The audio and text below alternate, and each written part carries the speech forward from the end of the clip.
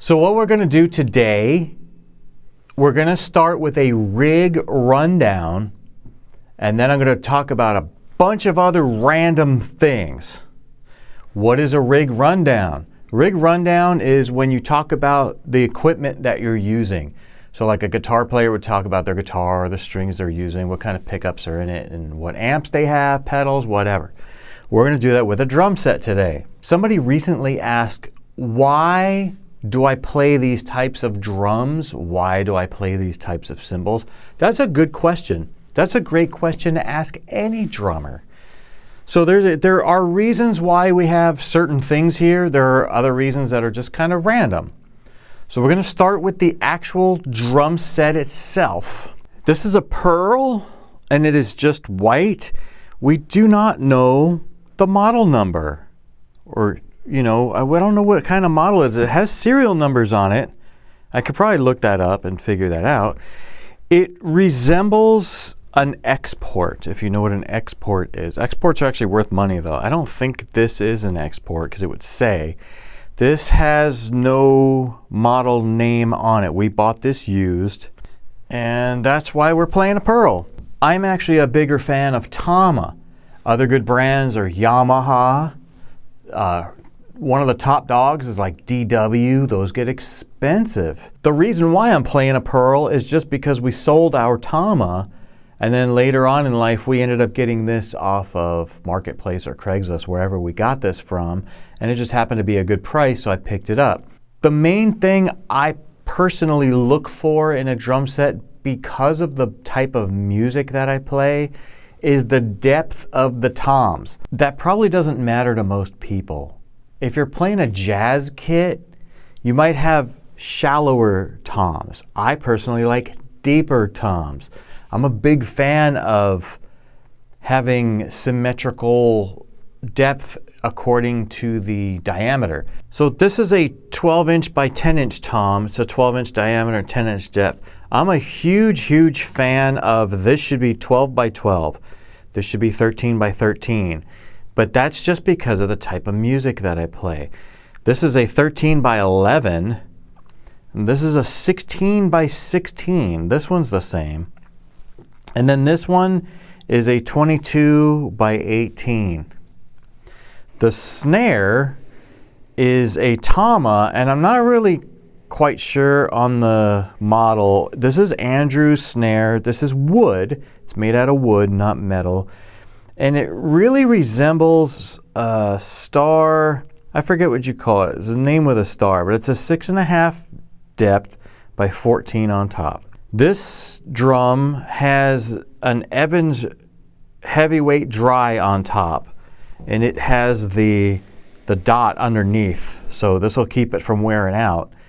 And it's not too bad of a head. I kind of like it. I wanted a coated head. We've been using the Evans hybrid head for quite a while, which I really like. It's a very interesting head. I was looking for something. I should have probably got like some type of coated Remo or something more versatile, because it seems like when you play really lightly on the hybrid head or this one, it doesn't come out quite right. You can't really play too lightly.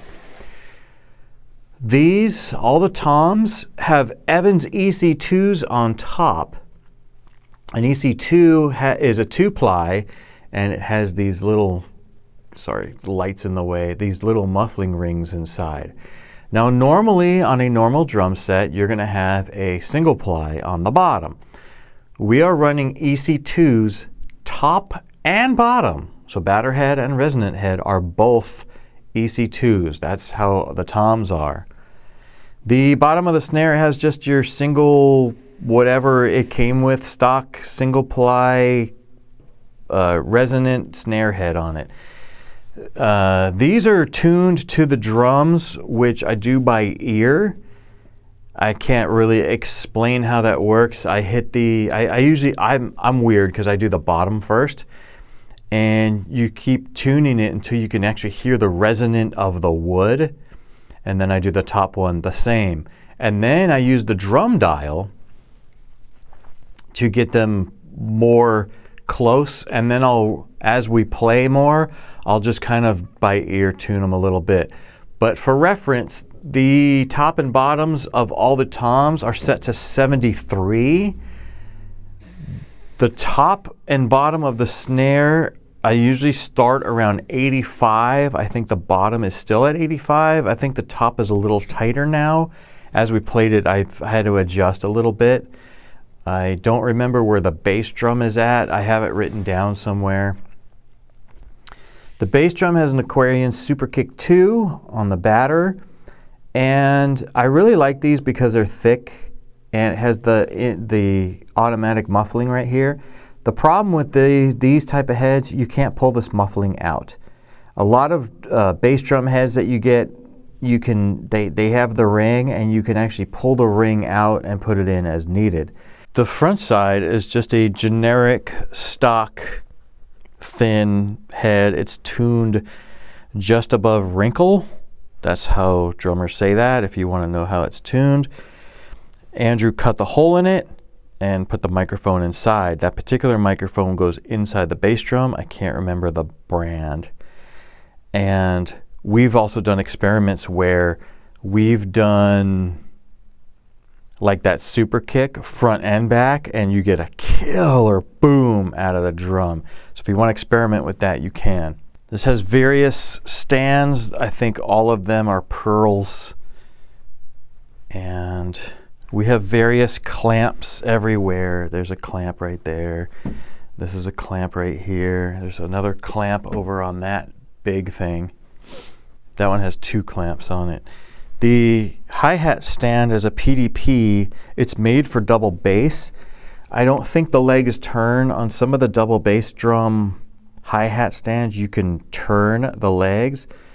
But if you have a regular hi-hat stand, they actually put the 2 legs here and the third one behind. So in this case, they're using the pedal as the third leg so that you can have your second bass drum pedal right here. And if you look at a regular, this is a regular hi-hat stand right here, and you can see the leg. So you can't have your pedal there, so most people take their pedal and shove it underneath here, and then it's kind of here and it's jammed up there. The proper way is to get a new hi-hat stand and make sure that it's properly made for double bass. We used to have a double bass clutch. We took it off. We don't use it very much. And I like my hi-hat all the way to the top. Andrew hates that. It's an old 80s thing that I do. The throne is a DW. This is Andrew's.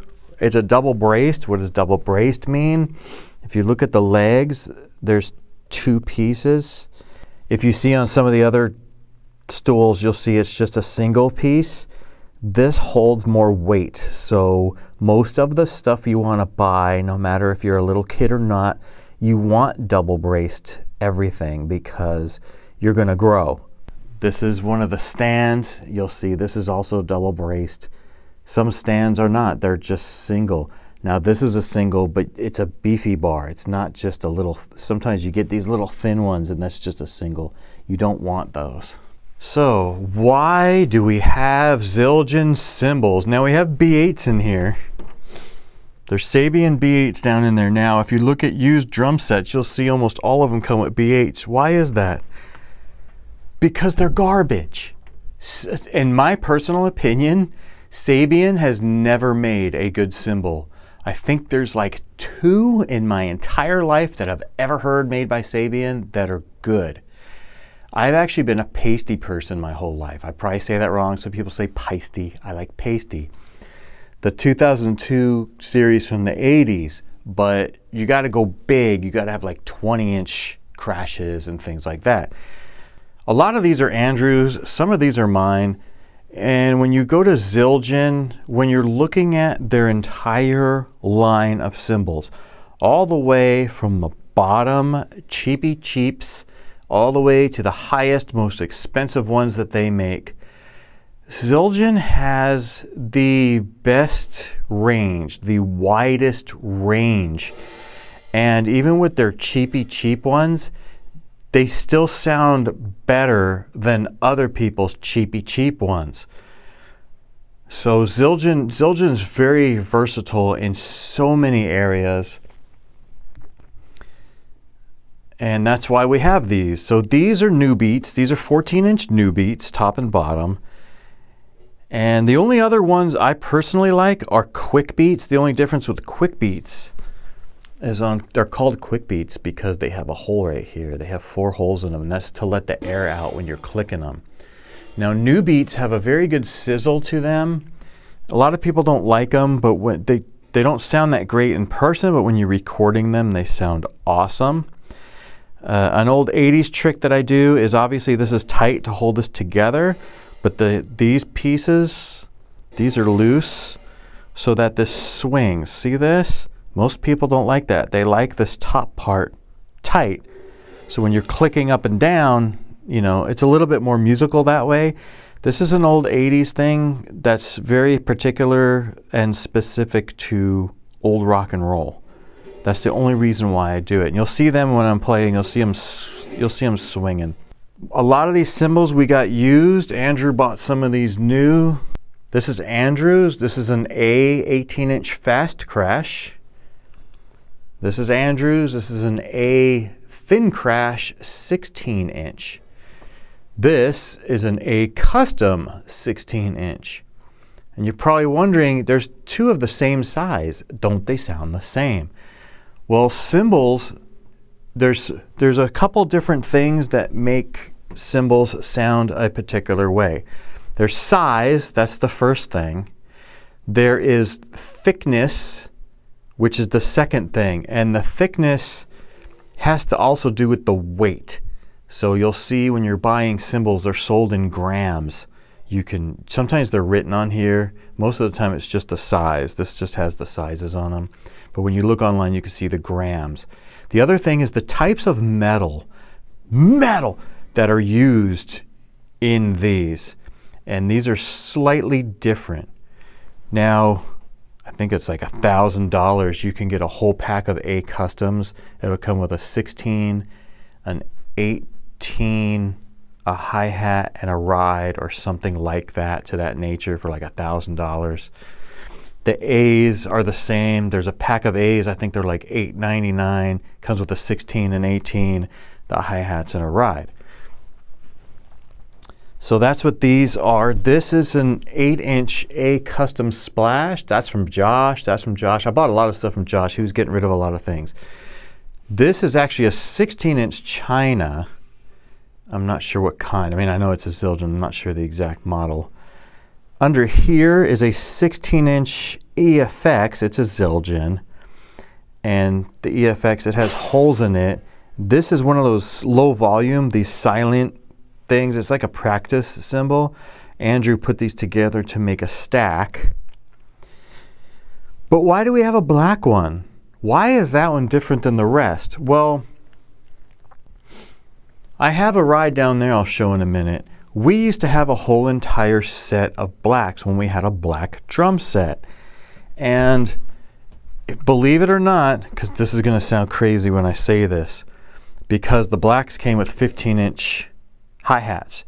The 15 inches are master sounds. And if you look up master sounds, they're highly sought after. They're like $400 or something for the pair of hi-hats.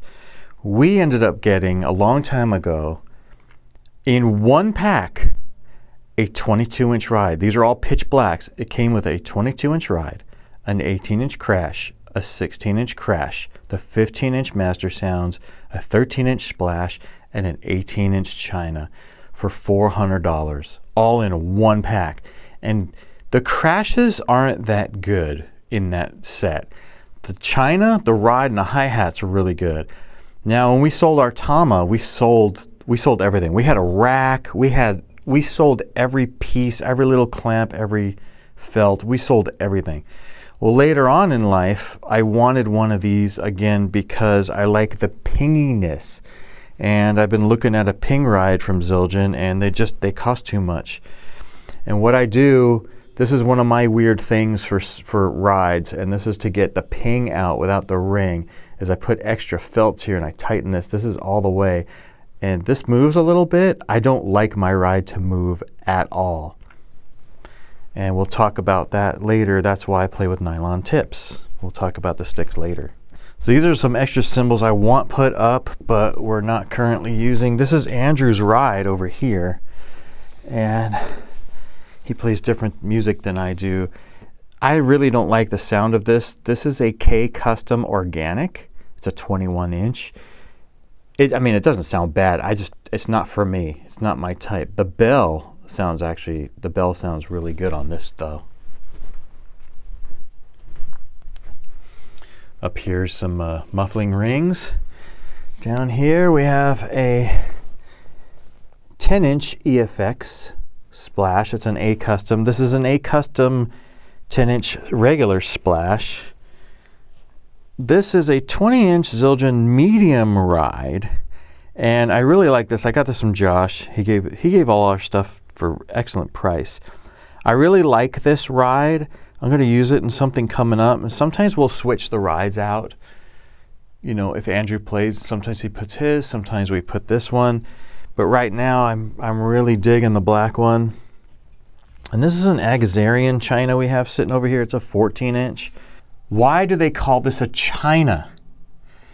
So to me, I think it's because it kind of looks like a China hat, like those Chinese hats, like the pointy ones. A lot of people wear those at drifting, by the way, out in the sun. But I think that's why they call it this. And the argument that's always had is, which way do you face these? Because that's technically the top. That's not the bottom, that's the top. A lot of jazz guys will play like this. Now the reason why I don't is if I hit it, this is going to chop up the stick right here. This is not made to be hit like that. If you look at a regular cymbal, you can see it's curved right here. And this is kind of, it's not sharp. These are somewhat sharp on the edges right here. So you really don't want, you're just going to be chewing up your sticks. But drums are all about different sounds anyway. Nothing's really actually proper. But when you hit this, you can hit it like this, and it'll chop your stick a little bit, not that bad. But what you really want to do is hit these on the sides here, here, or turn your stick and hit them here. And in some of my videos, you'll see that that's why I'll miss a cymbal sometimes. I'm coming back this way across. But a lot of jazz guys play it like that. Rock and roll people, we play it like this. And we hit right here on this flat piece. Right here is where you hit this. So it's almost always upside down. We have one quick release cymbal clamp right there, wing nut, whatever you want to call it. We bought the one, I just wanted to try them out. I think I want to get some more for the crashes because, you know, we do change things once in a while. I do not want it for this because I can't get it as tight as I really want this.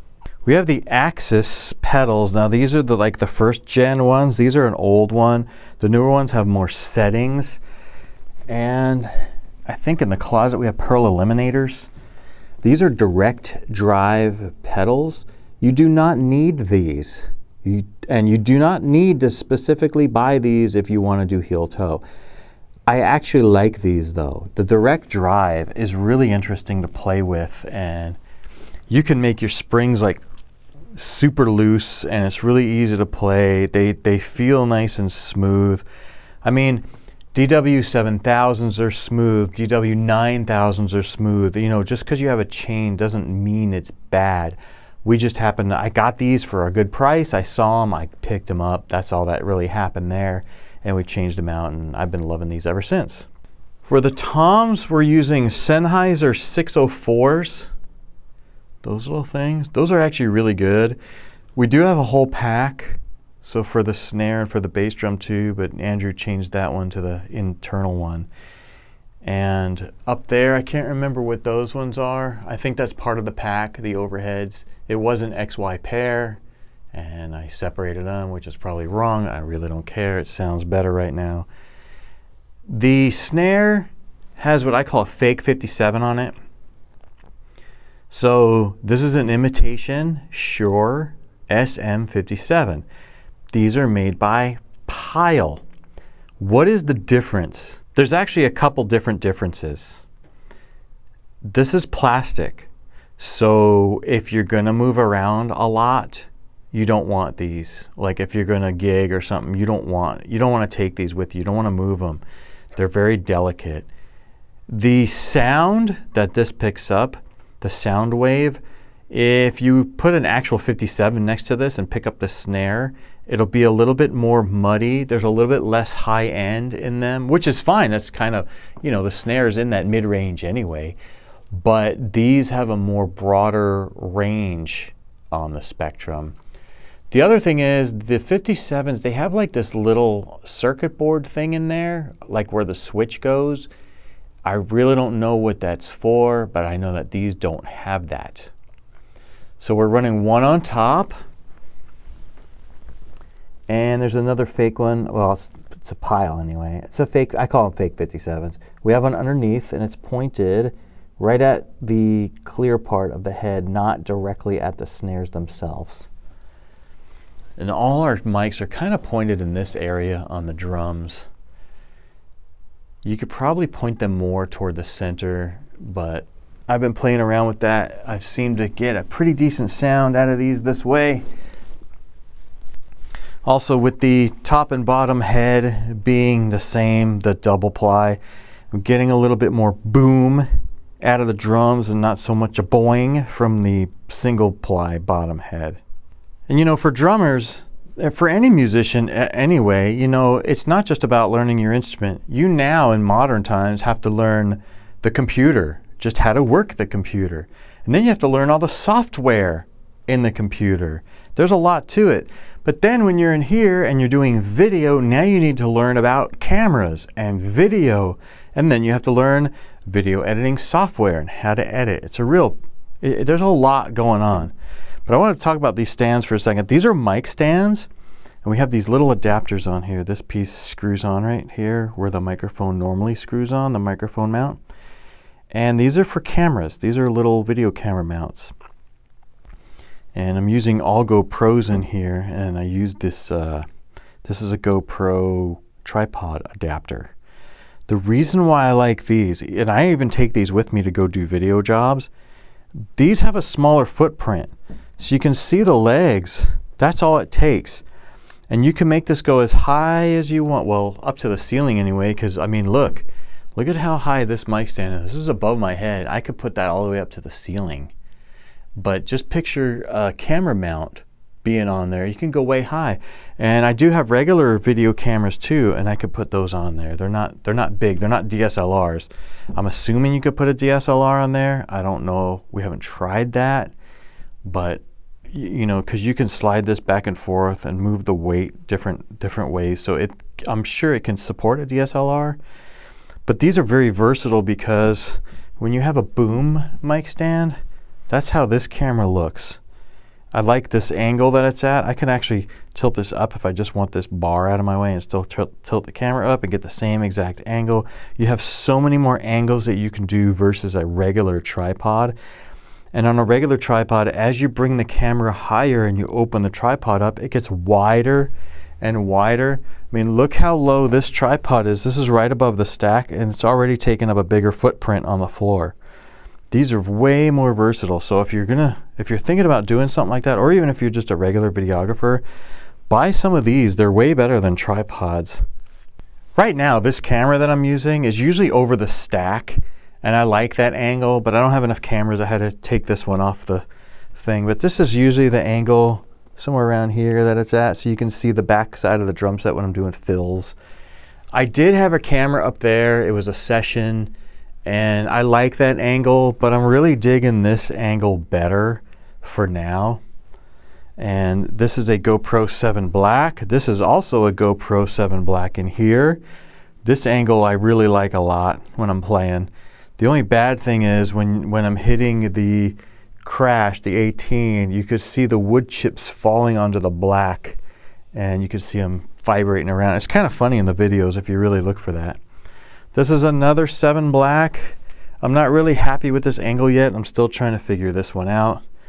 And then this is a Session 4, and I really like the angle that this one gives. I would love another 7 Black here, but I can't afford it. The other thing about this is whenever I'm going out to do video, I have to take all that with me. I have to take the stands and all the cameras down and reset this up. We're trying to figure out a permanent solution for this room so that I don't have to keep doing that, because it's always going to be slightly different. So when I'm practicing, I use these sticks. These are sound percussion. These are like some of the cheapest sticks you can buy. This one's cracked already. It's broke. I practice with these ones and chew these ones up because they get chewed up quite a bit. And then when I actually go to make a video, I use these ones. Now these are called LA Specials.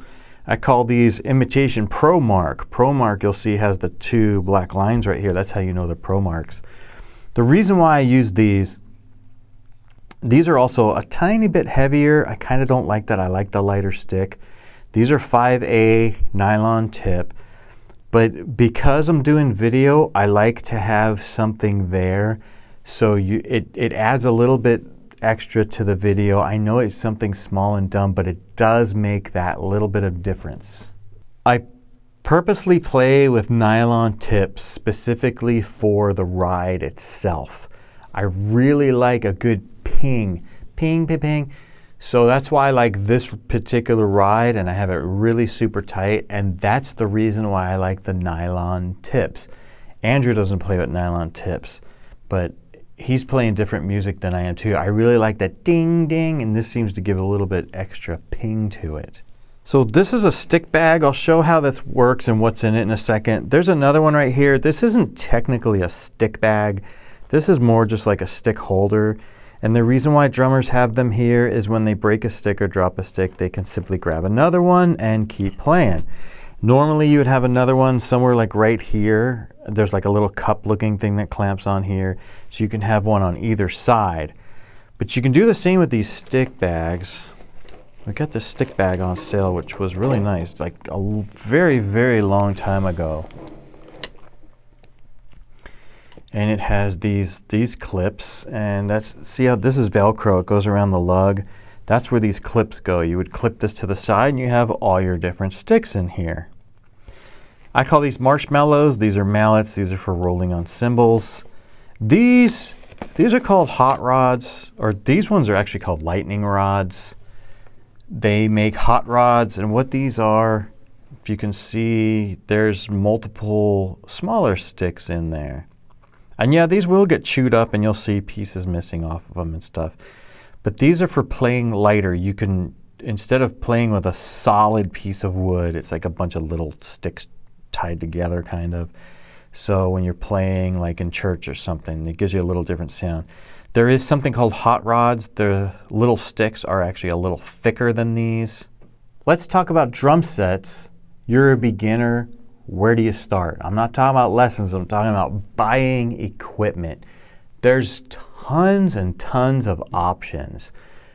New isn't always the best, but used isn't always the best either, unless you really know what you're looking at. For the most part, when you go to look at a used drum set, make sure all the parts are there. Just make sure all the lugs are on all of the drums. Make sure they're not rusted. There are a couple rusty lugs on these toms, because we did get these used. Make sure there's no cracks in the toms. Like when I go buy a used drum set, I don't sit there and play it. I just hit them and I examine the shells inside and out. That's it. That's all I really do. I don't really care. I can get it the sound that I want out of any drum anyway. There are kits that you can buy. Andrew's first drum set was actually a Pulse. The entire thing was $249, so $250. It was the full drum set, a 5-piece kit. How do you count the pieces? You only count the drums. 1, 2, 3, 4, and 5. This is a 5-piece kit that we're playing. And it came in a bunch of boxes. All the nuts and bolts and screws, everything was separated into bags. We had to put the entire thing together, and I felt bad because I made Andrew do it, and he was like 10 years old, and he pretty much put the whole thing together himself. I felt bad that I made him do that. But, I mean, it was actually from scratch out of the boxes. That drum set came with the 5-piece set, the 5-piece drum kit, a single bass pedal with a hammer on it, a hi-hat stand, 2 cymbal stands, and cymbals. It came with like a ride, a crash, and a hi-hat. I can't remember exactly what it came with, but it was the full thing for $250. Now, if you're familiar with Pulse, you're probably going, well, that's a piece of garbage. That's true. Like the lugs they're thinner metal. The threads are very soft. You can't crank down on things. You'll strip things. The stands were the same way. These are big and, you know, beefy, like professional type stands that we're using here. And those ones have like these little wing nuts. You could just crank them and strip them right out. But if you know that, then you don't do that. You know, you don't purposely ruin everything. You can't be a cranker. It doesn't work. But that whole thing was $250. That's a thing to look at. Now, people probably look at that and go, well, it's garbagey. Well, you can take just about any drum set and make it sound good based off of what heads you put on there. And you don't need to buy the most expensive heads. You just need the right combination of thicknesses, top and bottom. So it's not that hard. Pearl is the same way. I'm not a big Pearl fan, but they do have it's a crazy wide range from the bottom, which might be like a Forum, a Pearl Forum, all the way up to like the Master series. Those are like super expensive. But we used to have a Pearl Forum at church, and just changing different heads around made it sound better. We actually got a really good sound out of that drum set. Same with the Pulse.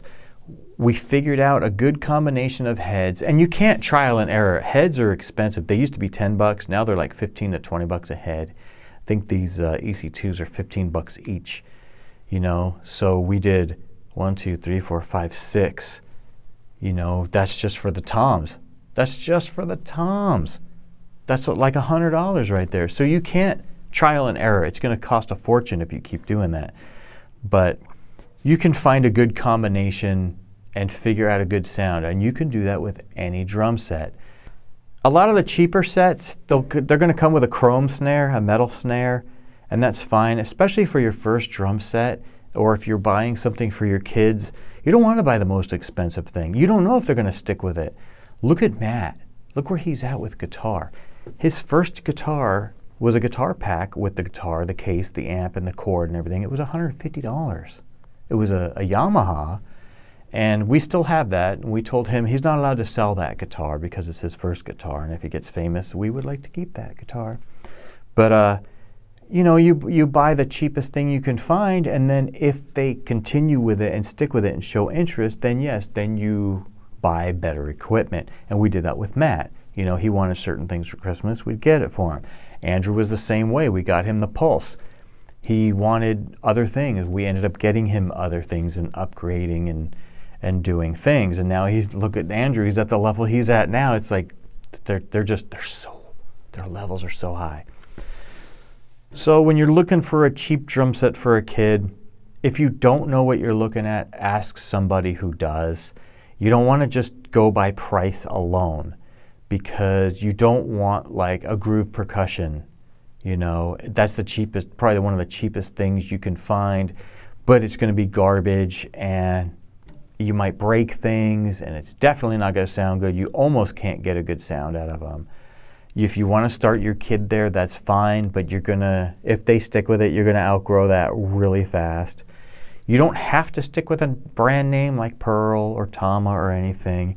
There are other brands out there that are name brand that are lesser known. You want to just find something that's solid, you know, that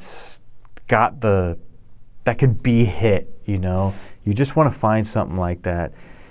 There's always ask me if you're looking for something used. You can ask me, is this a good deal? Are these even good drums? Whatever. When you're looking for a used set, do not be hasty. Don't be like, I need a drum set now. Take your time.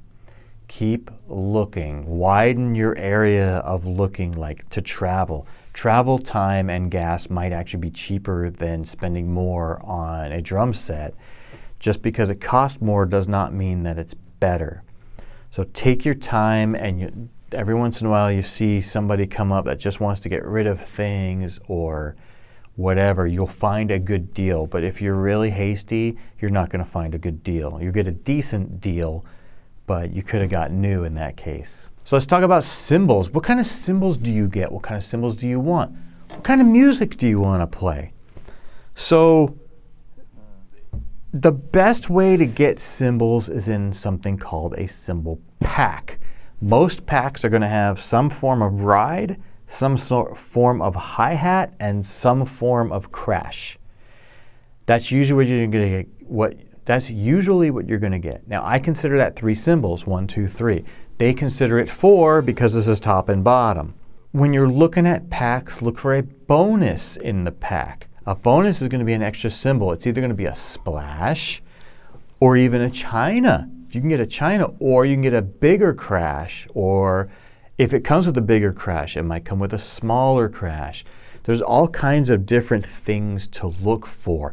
Don't just go, I want this pack, because take your time, look for deals, look for bonus packs. That's how we got the blacks on the original drum set. Now you can get these A's in a pack. They're very expensive. They're like $800 or so. You can get the A Customs in a pack, a full set. They're about $1,000. That's expensive for cymbals. You can go get used cymbals, which are cheaper, but a lot of people are asking, they ask way too much for their cymbals. The best place you're going to find some stuff is probably reverb.com. Your local guys are probably looking for too much. It depends on where you live, depends on what people are asking. You know, and then you're going to buy cymbals. Well, then you're going to need stands. You know, you're going to need sticks. Sticks is a consumable. Sticks go. Heads will last a while once you buy heads. They are considered a consumable, but they're going to last a long time depending on what you're doing. When buying sticks, you know, back in the day, we'd roll them on the table and see if they're straight. Nobody cares about that anymore. Get whatever you want to play with. These are 5 A's. Sometimes in church I'd play with 7 A's. They're thinner, they're a little lighter, they're easier to play with. Some people play with fatter sticks like 2 B's. I think those are a little too hard for drums, you know. There's no reason to work that hard. When you have microphones, use the microphones to your advantage. You know, you don't have to slam. Now, when I'm practicing, I'm just practicing like this.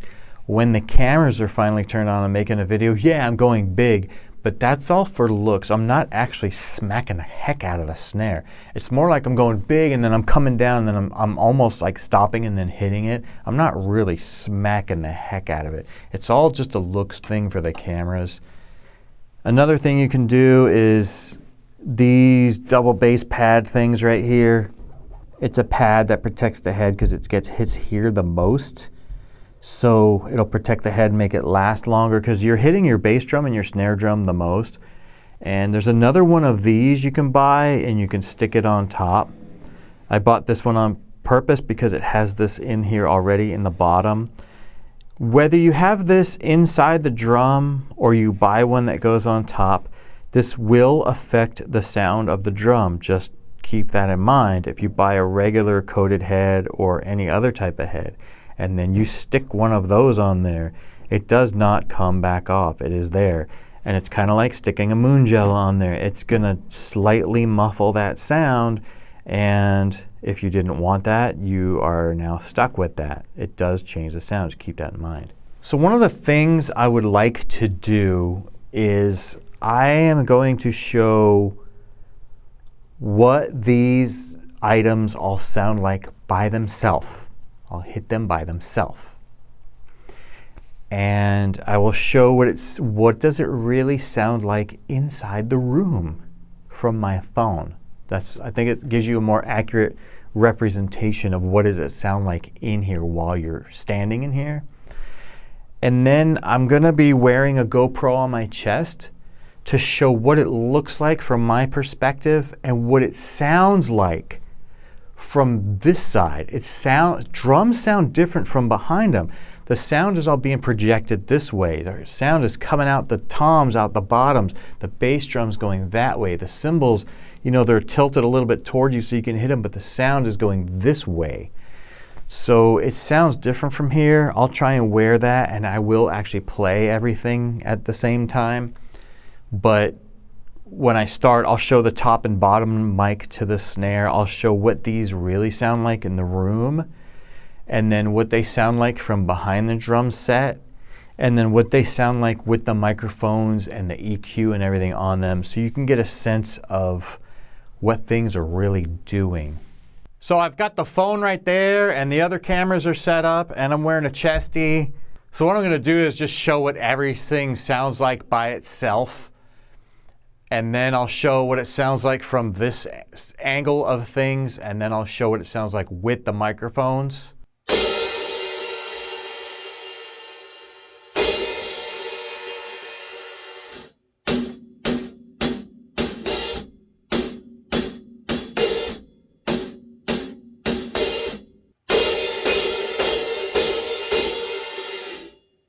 This is the 16-inch A.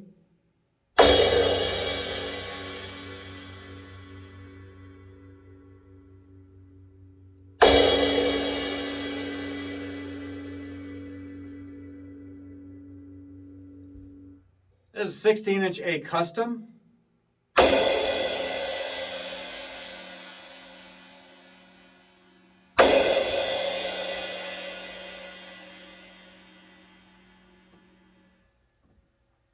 This is an 18-inch A.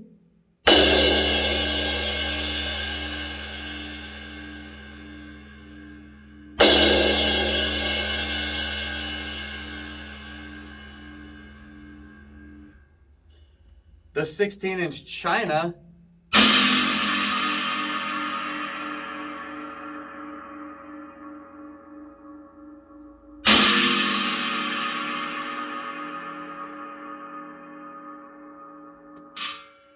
Andrew's stack.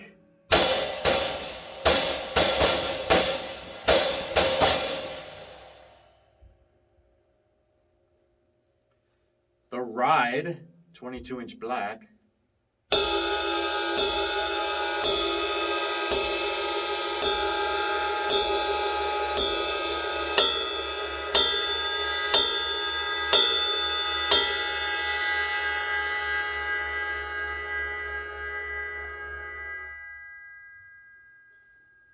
The 8-inch Splash.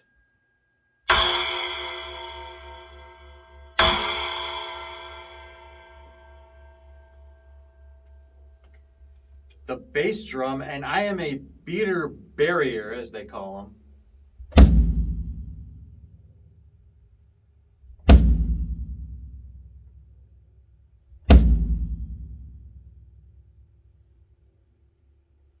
The snare.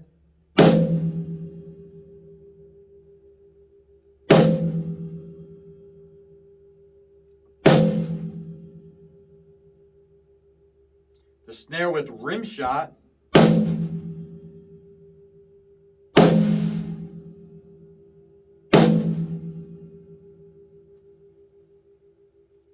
"12-inch tom.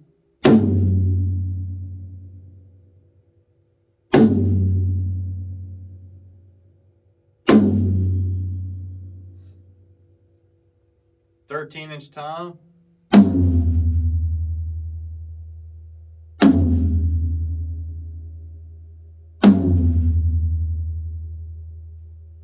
"16 floor.